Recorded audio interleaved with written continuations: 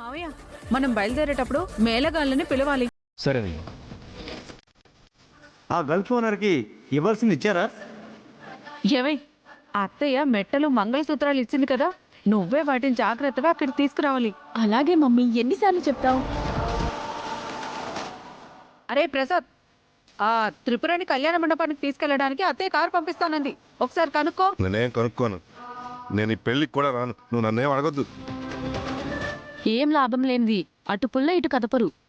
మీరు త్రిపుర పెళ్లి పనులు చేస్తున్నారంటే గ్రేటే అత్తయ్య.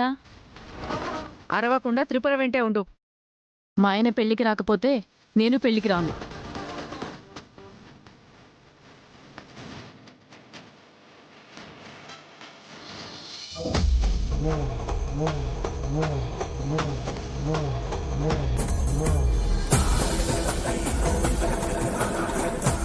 రావే, మనకు చాలా పనులున్నాయి.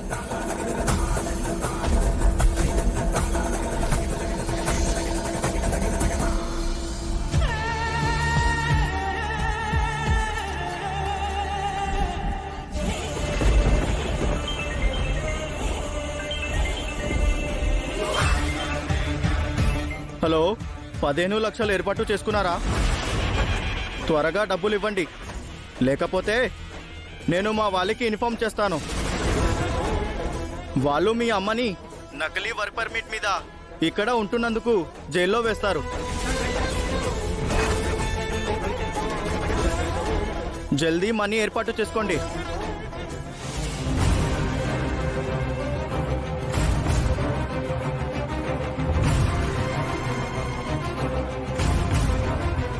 అనయ్య, అనయ్య, అక్క ఈ పెళ్లి ఎందుకు చేసుకుంటుందో తెలిసిందన్నయ్య.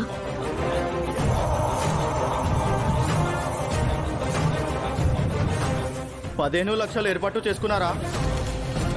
నకిలీ వర్క్ పర్మిట్ మీద ఇక్కడ ఉంటున్నందుకు జైల్లో వేస్తారు. అక్క అమ్మ కోసమే ఈ పెళ్లి చేసుకుంటుంది.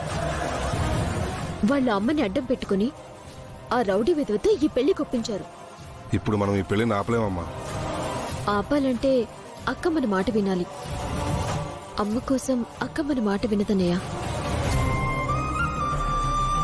మరి ఎలాగమ్మా? ఏం చేస్తే ఈ పెళ్ళి ఆగుతుంది? అదే అర్థం కావట్లేదు. ఏదో ఒకటి చేసి ఈ పెళ్లి ఆపాలన్నయ్య.